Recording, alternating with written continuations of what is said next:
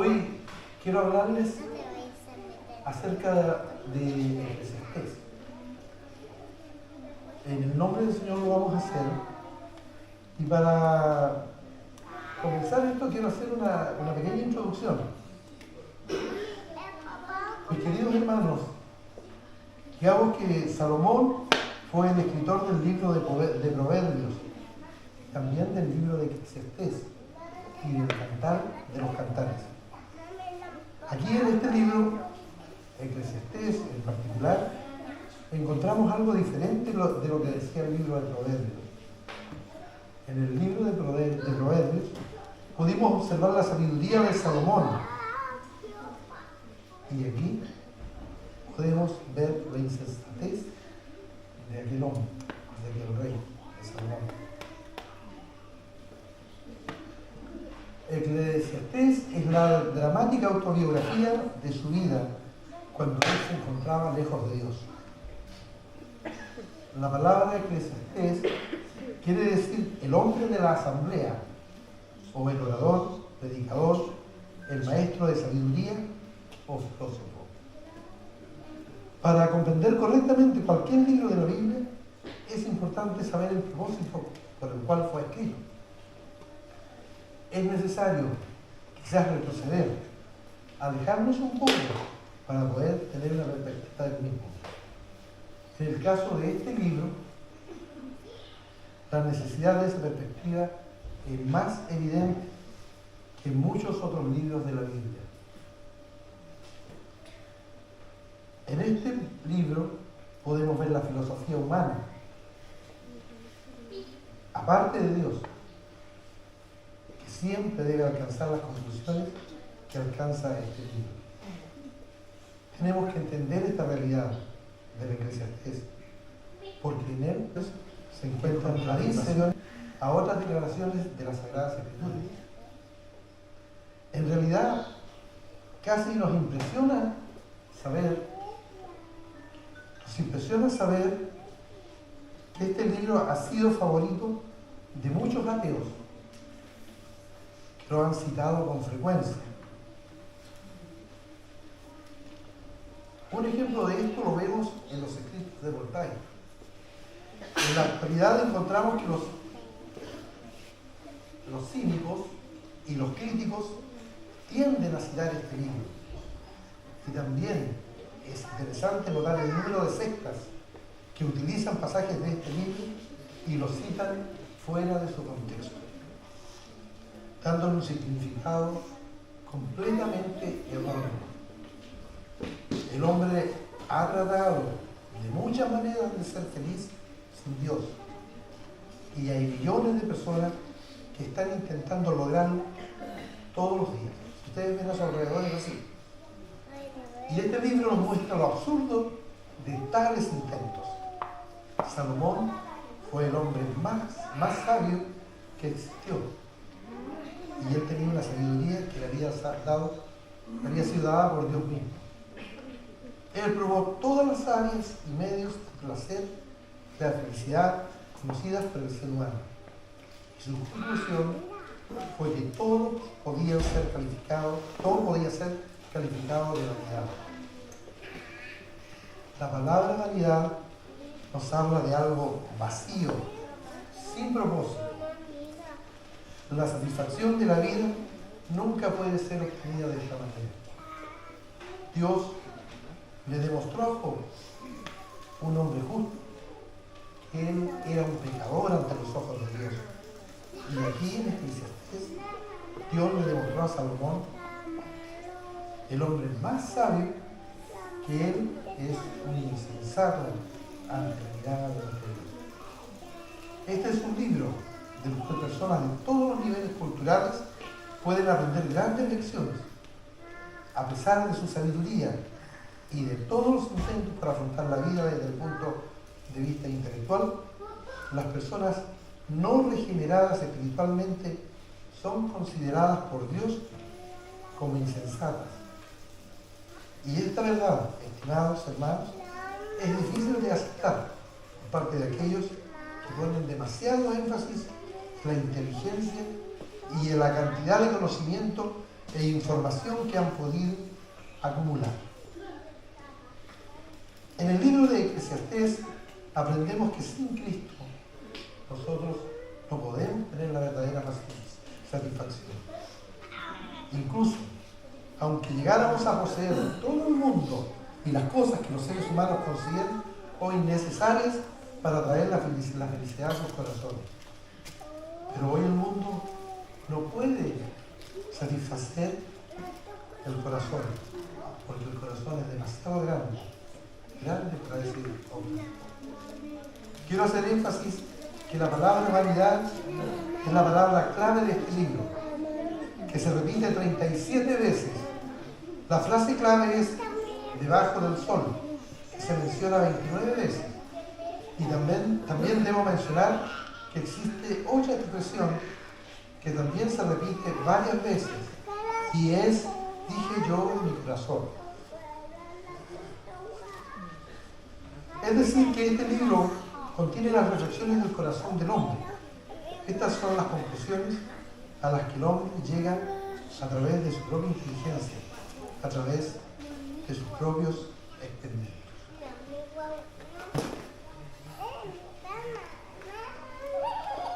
Hoy vamos a centrar, dicho esto, vamos a centrar, ¿cierto?, la lectura en Eclesiastés 5.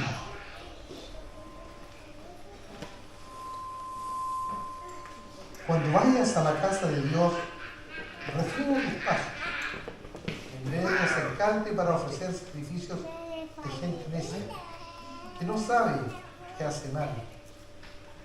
Acércate para oír. No permitas que tu boca ni tu corazón se apresuren a decir nada delante de Dios, porque Dios está en el cielo, tú estás en la tierra. Por lo tanto, habla lo menos que puedas, porque si te preocupas mucho, tienes pesadillas, y si hablas mucho, dices tonterías. Cuando le hagas una promesa a Dios, no tardes en cumplir, porque a Dios no le agrada la gente necia. Cumple lo que promete, porque es mejor que no prometas y no que prometas y no cumplas. No permitas que tus labios te hagan pecar, ni digas delante del ángel que lo hiciste por ignorancia, para provocar que Dios se enoje por tus palabras y que destruya todo lo que has hecho. Tú debes temer a Dios, porque cuando los sueños aumentan, también aumentan las palabras buenas. Esta es palabra del Señor. En esencia, Eclesiastés 5 nos invita a reflexionar sobre nuestra relación con Dios, nuestro compromiso con Él y la importancia de buscar la sabiduría y la paz en lugar de la vanidad. De la vanidad de las riquezas y de todos los placeres mundanos. Hoy en día decimos que ser cristianos, somos cristianos verdaderos. Siempre, no, yo soy cristiano, yo voy a la iglesia. ¿Y lo hacemos por qué? Porque asistimos a las iglesias, a pesar que a veces es de vez en cuando. Saludamos a los hermanos, damos buenos diezmos y colocamos nuestra mejor sonrisa. Esa mejor sonrisa ante la congregación. Cuando se hace un llamado a participar, somos los primeros en levantar la mano y decir, ahí estaré. Pero esas promesas van y vienen. Asistimos a los estudios bíblicos y comenzamos a llenarnos de conocimiento. ¿Cierto? Los aliancistas nos destacamos porque estudiamos en todas las iglesias, algo se está estudiando, siempre estamos aprendiendo. Eso no es malo, eso es muy bueno o malo. Por el contrario, es que no lo ponemos en práctica. Hay personas que han estudiado toda su vida. Conocí cuando enseñé a mi hija, y había puros viejitos de abrigo largo. Habían algunos que asistían al culto, nunca fallaron, estudiaban los libros, y me decía, hermano, yo no sé el versículo, se lo sabían todos. Y yo decía, no sé nada. Pero no es lo importante. Lo importante es que todo lo que aprendemos lo pongamos en práctica.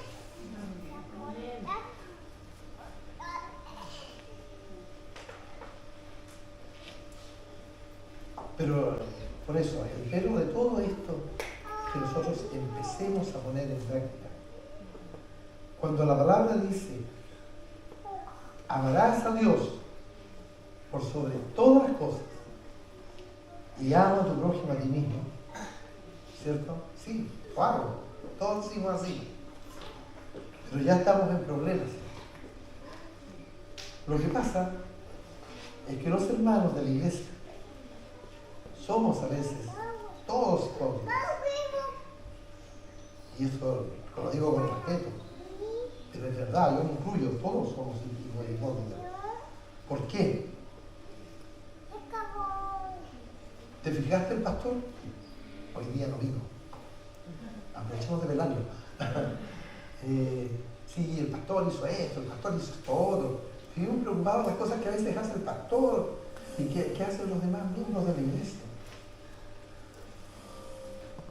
El pastor, lo que pasa es que el pastor tiene sus preferidos. La hermana María, ¿te fijaste? Ni siquiera me miró. Y el hermano José, cuando llegamos, dio vuelta a la cara. El hermano Carlos es el reino de la iglesia. No me gusta participar porque siempre son los mismos. Y a mí no me toca nunca.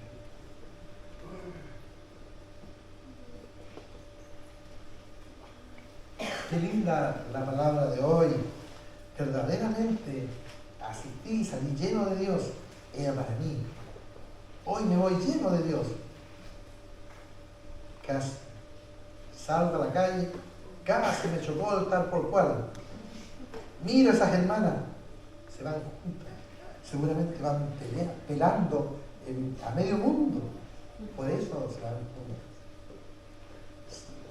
Y después de eso, bueno, uno empieza a ver que llegamos a la casa, a veces se habla mal de esto, nos parece todo mal, yo lo haría aquí, lo haría mejor. Pero yo pienso que no es lo que el Señor quiere de nosotros. Yo he escuchado, por ejemplo, testimonio a veces de algunos pastores que han dicho, yo quería estar temprano, vengo tarde porque mi señora se demoró, salimos peleando a la casa, y cuando llegan, hermano, ¿cómo está? Demostrando otra cosa, porque Satanás en la casa nos quiere turbar. Pero esto es un tiempo que nosotros debemos empezar a pensar realmente si estamos haciendo las cosas que el Señor quiere que hagamos. ¿Saben qué? No hay nada más lindo, les decía al principio, que abrazar a los hermanos, querernos de nosotros. Es una alegría grande cuando a veces estoy en otras iglesias y llega algún hermano que no conocía. Ese abrazo tiene que ser verdadero. Miren, yo tengo un antes y un después. Fui cristiano toda mi vida. Mis abuelos me llevaban, cuando habían convenciones, porque yo era pentecostal. Y mi abuelo me llevaba a la iglesia siempre. Me gustaba ahí andar. Cuando había alguna conferencia que le llamaban ellos, mi abuelo llenaba la casa y me mandaba a buscar en el pueblo que yo estuviera, en la ciudad que yo estuviera viviendo, me mandaba a buscar y me llevaba y me sentaba a la mesa con él. Ahí aprendí muchas cosas, me gustaba escuchar a los hermanos, me gustaba escuchar sus experiencias. Lo que no me gustaba era porque mi abuela me decía, ya, el Señor viene luego, nos vamos a ir con Él, vamos a estar en el cielo y bueno, ya no nos vamos a ver, seguramente nos vamos a hacer la veña. Y yo pasaba un rato llorando en la cama diciendo, Señor, ¿cómo no voy a ver a mi mamá? ¿Cómo no voy a ver a mi papá? Porque lo tenía desde otra perspectiva. Pero luego, ¿cómo se llama? El Señor llegó a la Iglesia Alianza, ahí me bauticé en la segunda, en Temuco, junto a mi esposa. El Señor nos bendijo. Pero cuando recién llegamos también el Señor nos tiró al suelo. Íbamos a poner en orden nuestra vida, a veces que no éramos desordenados, pero había muchas cosas que íbamos a poner en orden. Y el Señor nos bajó el hoyón, como se dice. Empezamos a pasar un montón de cosas. Pero ahí nos sostuvimos. Y la familia de mi esposa, muy católica. Mi suegra, muy católica. Era de los que lavaban los santitos. Y decía, no, hoy no hay que lavarse, hoy no hay que hacer esto, hay que no. Entonces, el Señor le dio una enfermedad, un accidente vascular cerebral, y ella se recuperó. Empezó a orar con nosotros, empezó a hacer un llamado para que el pastor la fuera a ver. El pastor de la segunda, tuvimos bastante apoyo, y el Señor empezó a trabajar, podíamos traer gente a la iglesia, y ahí nos pusieron la mano.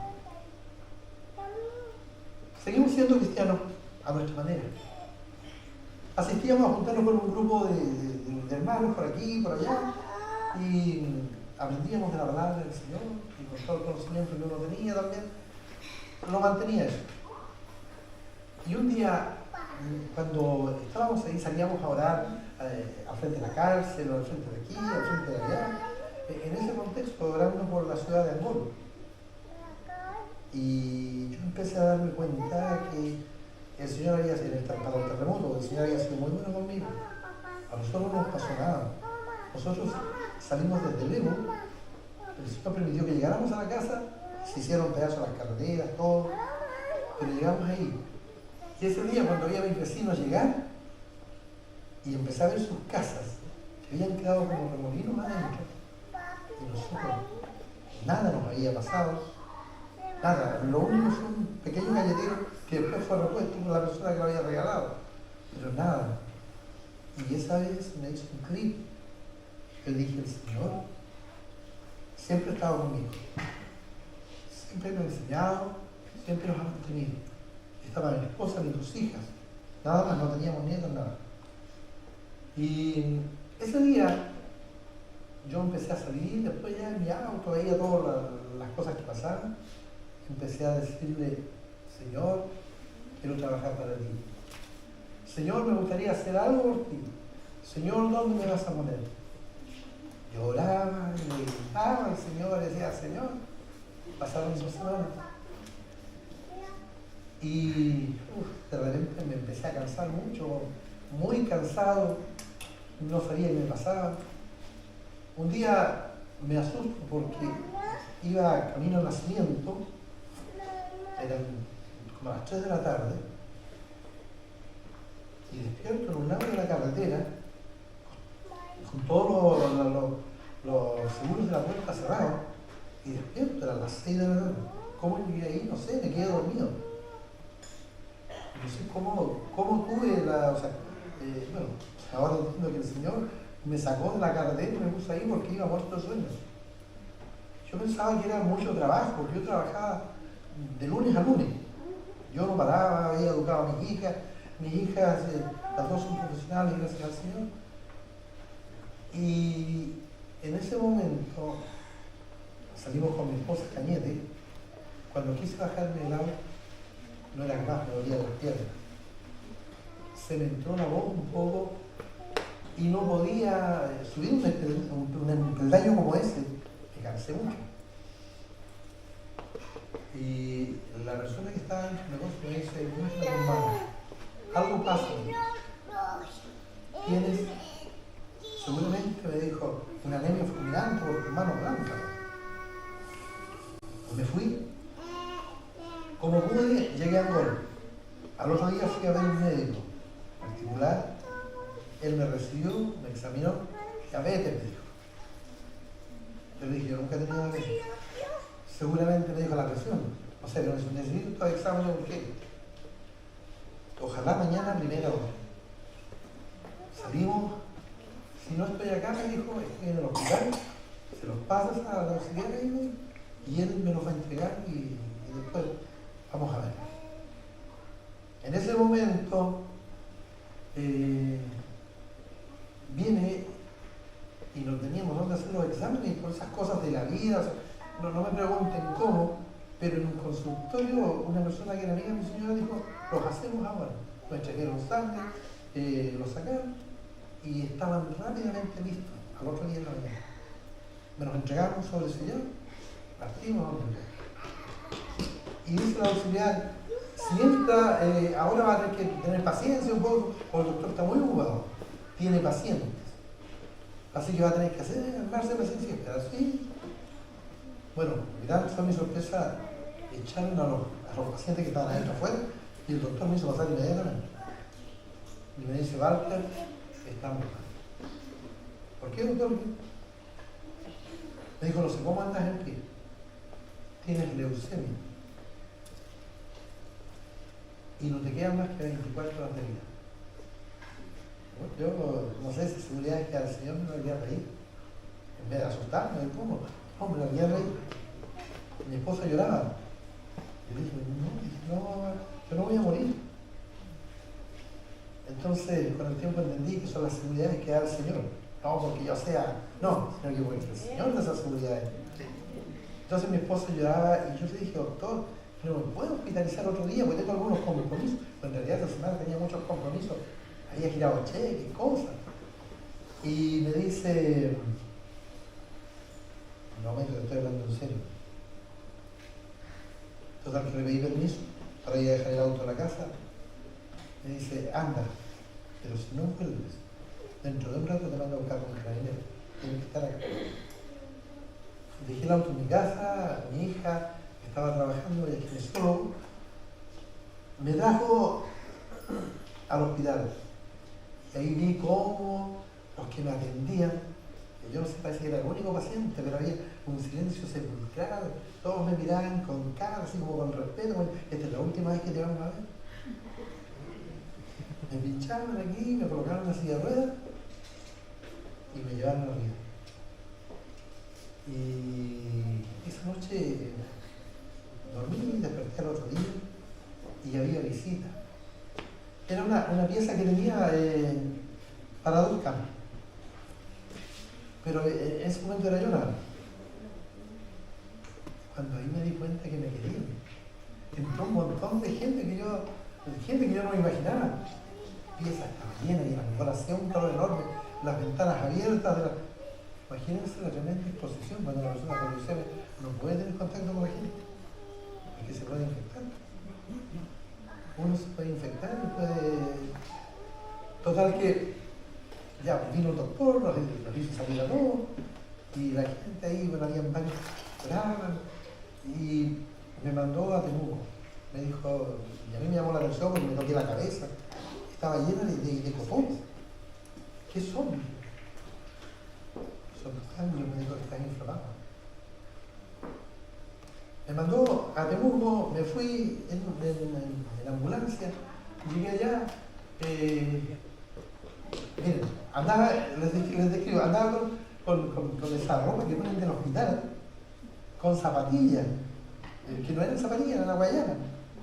Y llegué allá, me decía, no podían encontrar el lugar donde me estaba esperando la doctora, me pasaron por todo el hospital. Y hacía un frío en Temuco, y aún así me puse difónico como ahora. Y en ese momento me recibe la doctora, ya vamos a hacer este examen, y yo lo único que le dije al Señor, que no me duele. No le decía, Señor, no quiero morir, sino, Señor, que no me duele. Y me enterró acá con los instrumentos, me hizo una anestesia local, que me dijo si la quería, si quería que fuera a nivel, ¿cierto?, de todo el cuerpo, no. Me extrajo medio. Ya le dije, doctora, ahora si no la robamos, no me puedo. No me dijo, no voy a pasar a utilizar, me dijo, y hay una pieza sola donde tienes que estar solo. Me pusieron ahí y al rato viene y dice, sí, está confirmado, es leucemia. Falta el nombre, dijo, y estos exámenes fueron enviados a Santiago, más tarde no tener resultados. Eran como las 4 de la tarde y llegó el resultado.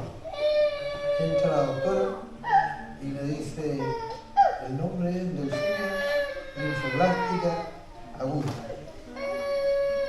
la que tuvo el negrimiento. No tenemos nada que hacer. No hay ningún tratamiento, no hay nada, me dijo, que pueda revertir esto. Ese día yo le dije, doctora, pero si hay algo que hacer, hagámoslo. Ya me dijo, vamos a intentar, dijo, una droga, la voy a mandar a buscar, creo que la preparaban en Concepción, porque ella hablaba que llegaba en el avión de las 6 o de las 8, algo así. Y yo mientras tanto ella se llevó a mi señora lloraba, estaban ahí, nunca sé qué se dijeron.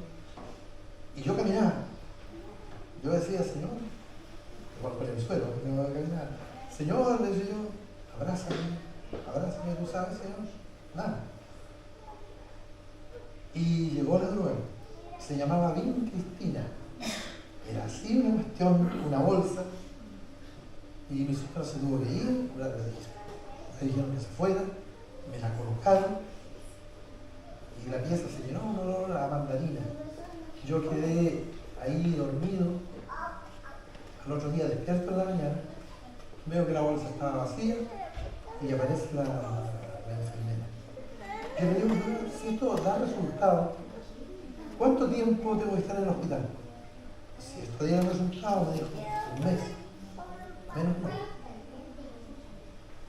Y le dije, ¿cómo vas a estar un mes en el hospital? ¿Cómo vas a estar un mes? No, me dijo, se acerca y ve los monitores, sale corriendo, casi se tropezó, viene la doctora como resbalándose, todo, y mandan a llamar a una camilla rápidamente. Yo decía, ¿qué pasa?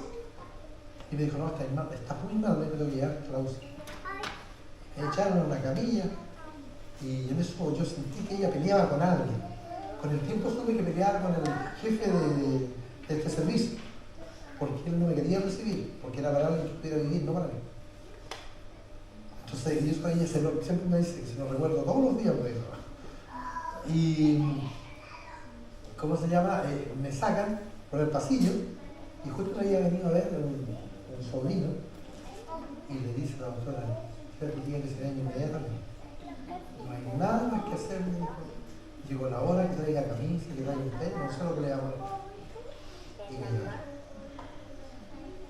Yo viendo todo, ahí vi otros hermanos que de repente los había visto alguna vez, que me habían ido a ver, pero no veía más que de lejos.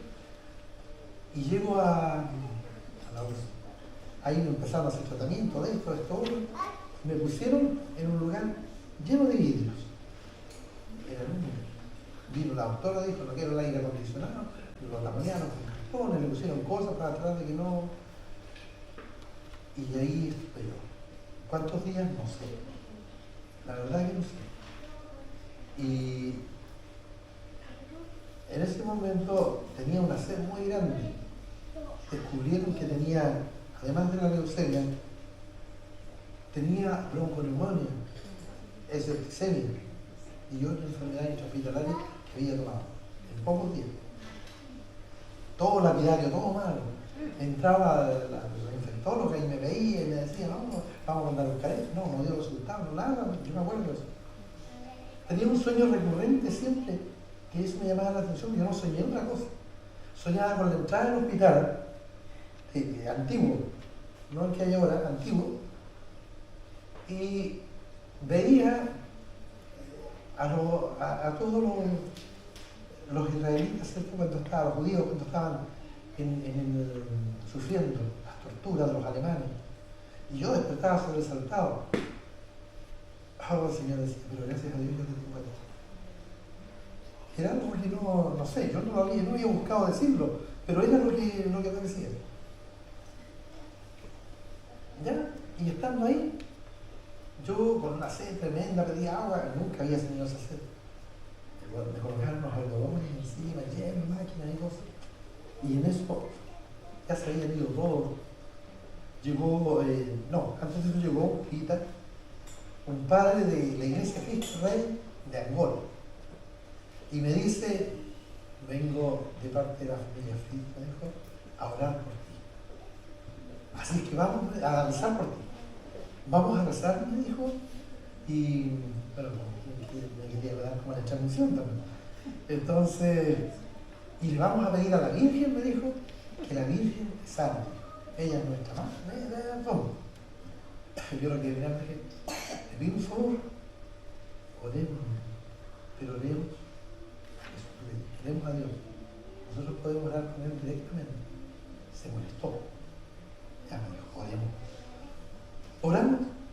Al otro día, creo que era el otro día, no sé, pero estaba medio perdido, y llega un pastor que entró, estuvo orando conmigo, me dijo, me voy camino a Valdivia, me dijo, y quería orar por ti, me dijo. Oramos, me dijo, tranquilo, me dijo, el Señor va a hacer cosas contigo, me dijo, tú no vas a morir, me dijo. Y se fue. Se fue mi esposa, se fue todo, siempre todos los días tenía mucha gente ahí mirando. Y de repente estaba como durmiendo con los ojos, y veo al doctor adelante. Y el doctor empieza a gritar, ¡uy, 200, 200! Y empieza a gritar para allá, para acá. Yo tenía la costumbre de dormir así, porque duermo así hacia atrás, como si estoy en la playa. Y en ese momento miro, y la máquina decía 200. En ese momento, mi hijo se cerraba. Me quedé dormido, me desmayé, no sé. Y me veo caminando en medio de un lugar muy lindo, lleno de flores, así como la plaza, bonito, lleno de flores. Yo caminaba con alguien que me acompañaba, pero yo no veía a nadie, solamente sentía su compañía. De repente miro hacia allá y veo una pérgola, y en esa pérgola estaba yo parado pero con un terno café a raya. Yo creo que había sido la única. Pero estaba ahí y encima con un sombrero, y yo, ¿cómo un sombrero? Y ya pues, miro alrededor y empieza el sonido como cuando el mar está embravecido y se viene encima. Sonaba fuerte, fuerte, fuerte. Yo salgo como de aquí y me coloco en el otro cuerpo. Y en ese momento miro así de frente y se nubló todo. Era una neblina que vino, me atravesó entero. Yo no sentía nada, o sea, era una sensación tan rica que jamás las podría explicar. Se quitó mi sed, se quitó todo. Yo, oh, qué bueno, y despierte. Y miro al lado, la realidad, estaba en la camilla, y me dice, está un poco mejor, me dijo, y vamos a hacer unos exámenes. De acuerdo a lo que pase con esos exámenes, es posible que lo cambiemos de piso. Yo dije que bueno, porque esta cama está toda mojada, y la empecé a tocar.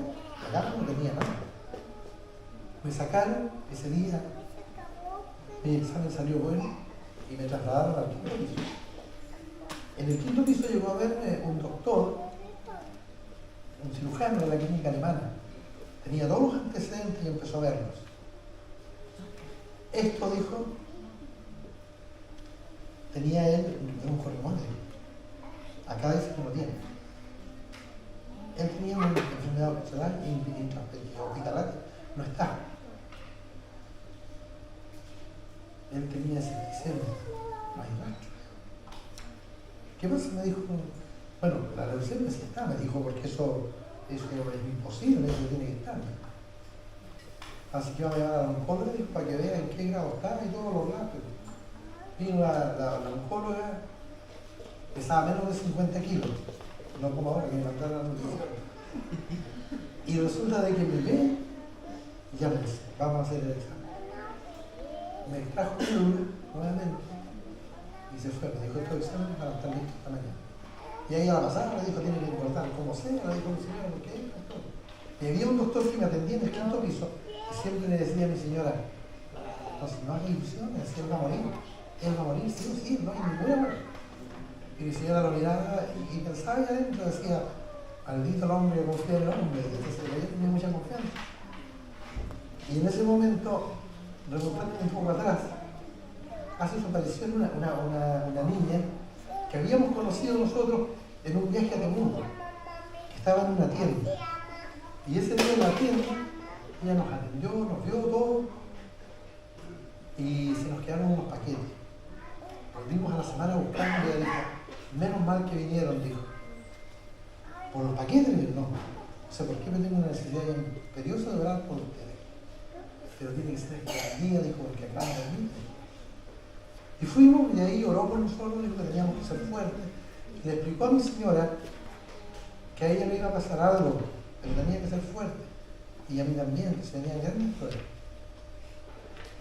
A los pocos días, el mismo doctor que después me iba a dar esta noticia, esta enfermedad, la mandó a ella a hacerse un examen por el corazón.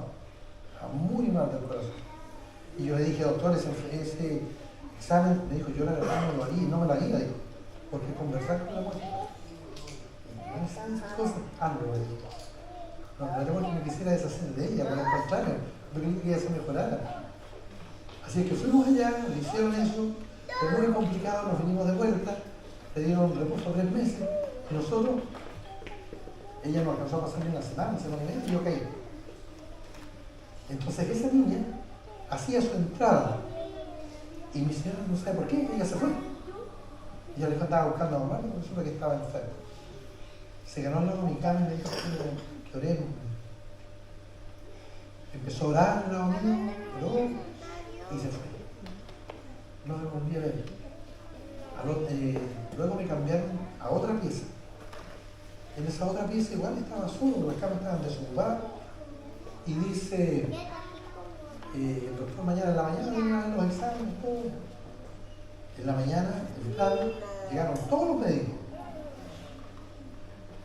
Empezaron a ver, uno se da vuelta y me pega los pies y me dice, qué bien, me dice, y empieza, y se da cuenta, todos me aplaudían, yo no sabía por qué.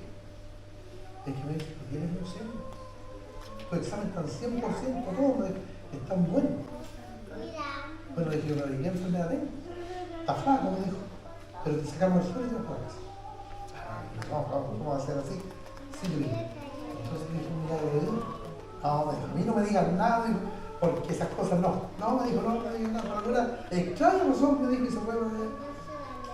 Entonces mi esposa cuando llegó muy contenta me dijo, voy a ir a buscar la ropa, me voy a quedar. Fue a buscar la ropa para que no fueran. Y claro, yo tenía que aprender a caminar de nuevo, o sea, no me sostenía en pie, porque había perdido todos los músculos de mi cuerpo. Y esperé pacientemente y llega la doctora. Me dice, Marta, sí es verdad, me dijo, estás sano, me dijo, te puedes ir. Pero le dije, pero que están así, le dije, ¿qué haría usted en mi lugar? Mira, me dijo, si yo estuviera en tu lugar, te sometería a un tratamiento igual. Bueno, ahí no voy a llorar, ¿cómo? Entonces me quedo. Ya, voy a preparar la pieza. Yo nunca pedí privilegio, nunca, ni porque estuviera pagando, porque les mentiría si digo yo pagué $1, yo no pagué nada. Pero el Señor preparó todo, una pieza aparte, un baño aparte, siempre lo que estuve en el hospital. Eso es un hospital que se no se ve. Y estuve ahí, y la doctora ya llegó mi esposa, ¿a qué les cuento? Nos pusimos a pelear. No, me dijo, ya, el Señor te sanó, ¿cómo no me vas a creer? Vamos, no. Y estábamos en eso y ya se le entraba este niño otra vez, ya tarde. Me dijo, don Barto, me dijo, lo andaba buscando, me dijo, por favor, quiero un hijo con aceite. Ya le dije yo, si yo me acordaba, yo era cristiano. Y me ungió con aceite, oró, se fue. Y yo me acordaba del pasaje, porque yo soy muy bueno con los versículos, ¿verdad? Y llamó un pastor y me dice, sí, pues me dice, Santiago, el enfermo se ha ungido con aceite, sanador, perdonamos todos tus pecados. Fue como una confirmación que debía quedar. Me quedé, bueno, en realidad, todo el tiempo que estuve en el hospital, me llevó a 169 transfusiones de sangre. Me llevó a estar 1 año y medio en el hospital. Y es desde ese día, gracias al Señor, salí con una enfermedad hasta el día de hoy, excepto la diafonía, que como que quería sanar la boca y la noche. Y salí bien. Entonces, entendí que el Señor me quería para trabajar, pero no sabía en qué. Pasamos por la iglesia afuera del mall, y el Señor me dijo, a esa iglesia vamos a ir. Oh, le dije, ya, le dije, me alegré y todo, porque yo también no quería nada de la iglesia, pero me lo decía ella. Así que vamos, entré a Angol, ahí llegué con un abrigo largo, porque me tenía que tapar, una mascarilla, no me sostenía, ella me llevaba. Y salió el pastor, las personas, el pastor Luis Alba, muy buen pastor, muy querido pastor por la congregación, y me recibió. Pasaron los días y me dijo, hermano Walter, ¿sabes que nosotros no tenemos varones? Me dijo, y estamos invitados, dijo, ¿me cuenta? Vamos, me dijo, lo invitamos, vamos a hacer un grupo. No, pastor, le dije, yo no puedo. Entonces, no, me dijo, hermano, sí, va. Y yo le dije a mi señora, vos me dijiste, no anda, me dijo. Sí, me dijo, hermano, entre todos los sujetamos. Llegamos allá, ese día conocí a los hombres, a los varones que se reunían. La mayoría viejitos de amigo largo, y todos ahí, pero muy amorosos, todos muy. Y ese día hicieron hablar adelante, volvimos a Angol, un pastor se sacó, un pastor que ya está muerto, ahora que andaba de descarga, alguna vez lo tienen que haber conocido, alguien así. Y me dijo, hermano, me dijo, bienvenido, me dijo, el Señor va a hacer grandes cosas contigo. Conmigo, decía yo, ¿qué haces conmigo? Y cuando llegué a Angol, el próximo domingo empezaron, un hermano que quiero mucho, que siempre nos juntamos, el hermano Raúl, me dice, Raúl Martín, me dice, se siente, me decía, que el presidente, y empezaron, y el pastor se acercó y dijo, hermano Walter, me dijo, espero en mi oficina, me dijo, fui y me dice, quiero que formen los varones de Angol. Chuta, dije yo, pero le dije sí al tiro. Ahí empezamos a trabajar y el Señor agregó una gran bendición porque esta había una revista. Y el Señor, a todos esos hombres que estaban sentados, que nunca habían trabajado en la iglesia, se pararon para ayudar. Y comenzamos a trabajar. Un lindo grupo de hombres que hasta el día de hoy se mantiene y ha ido creciendo. Oramos todos los jueves a las 6:30 de la mañana y en la tarde nos congregamos el día jueves. La iglesia nuestra ha crecido, el Señor nos ha bendecido. Comprendí entonces que toda mi vida anterior había sido vanidad. Por eso, hermano, hoy yo quiero pedirles un favor muy especial. No nos vayamos por la vanidad. Aprendamos a querernos entre nosotros. Hay muchos que yo no conozco, pero créanme que el Señor pone espíritu de amor. Entonces por eso es que debemos estar juntos, amándonos los unos a los otros. No esperemos, porque todos hablamos, sí, el Señor viene, esperemos señal. A veces alguno sale afuera, se cae, se pegó en la cabeza, el Señor le dijo, ya no hay tiempo. Entonces, que nuestras lámparas estén llenas con aceite. Que el Señor nos bendiga, que el Señor nos ayude. Yo quiero, hermanos, dejarles esta enseñanza para que el Señor ayude a esta congregación a levantarse, sean todos muy unidos, como lo está haciendo con otras congregaciones. A mí me gustó porque el espíritu de acá llegaron, son todos los hermanos muy cariñosos, todos. Pero hermanos, que todo lo que hagamos sea genuino. Empecemos de nuevo, aprendamos. Amarás al Señor tu Dios, amemos al Señor de corazón. Ama a tu prójimo como a ti mismo. Hermano Reinaldo está enfermo. Tuve el privilegio de ir a visitarlo. Apoyemos a su esposa. Y así a muchos hermanos, ellos nos necesitan. Quizás el enemigo está trabajando en ellos para sacarlos de la iglesia. Entonces, por eso ahí está el apoyo de los hombres, el apoyo de las damas, todos hermanos. Trabajemos unidos para que todos seamos uno. Yo quiero pedirle por favor que oremos al Señor. Ahora, que nos pongamos de pie y oremos al Señor.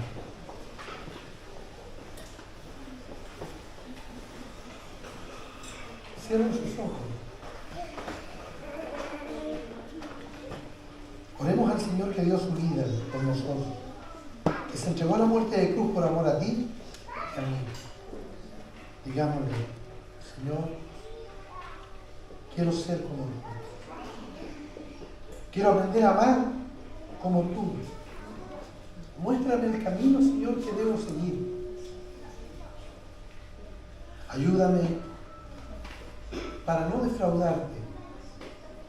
Ayúdame, Señor, enséñame, por favor, a querer a mis hermanos con sus defectos y sus virtudes. Ellos son igual que yo. Nosotros no tenemos diferencia, porque tú no nos ves la ropa, no nos ves las cosas que podamos tener. Tú miras nuestro corazón. Por eso hoy día, Señor, queremos que tú nos mires cargados. Queremos poner nuestra vida en tus manos. Queremos pedirte, Señor, que cuando llegue el momento de la prueba, tú estés ahí para cuidarnos, para protegernos a nuestro lado. Hoy, Señor, te tomamos de la mano. Queremos, Señor, que tú nunca nos sueltes, porque nosotros hoy queremos hacer un compromiso contigo para pedirte, decirte, Señor, más que nada, que hoy nos vamos a tomar fuerte de tu mano. Queridos hermanos, hoy quiero hacerles una pregunta. ¿Quién está dispuesto a tomarse hoy fuerte de la mano del Señor y pedir que nos cambie? Si hay algún hermano, no lo voy a hacer pasar adelante, no se preocupen, sino que simplemente desde su puesto levante la mano y le diga, Señor, mi corazón está dispuesto a hacer lo que tú quieres. Gracias, Señor. Amén, Señor. Que sea todo esto una bendición del Señor, una bendición de esta iglesia. Hermanos, necesitamos hermanos verdaderos en los últimos tiempos. El pastor de su iglesia necesita todo el apoyo. Cuidémoslo, porque a él el Señor le va a pedir cuentas, pero también nos va a pedir cuentas a nosotros. ¿Por qué no le advertimos a él cuando él a veces puede estar en un error? Todo con respeto, todo con cariño, como se lo diríamos a nuestros hijos. Hermanos, a los que han levantado su mano, que el Señor les bendiga. Hoy es un lindo tiempo para comenzar de nuevo. Le pido a mi Señor poder estar con ustedes otra vez y ver esta iglesia aún con más gente. Queridos hermanos, que el Señor nos bendiga. Antes de retirarme, me gustaría ver que abrazaran a sus hermanos que están al lado, con amor, con cariño, que digan, hermano, estoy aquí para ayudar. Abraza a tu hermano.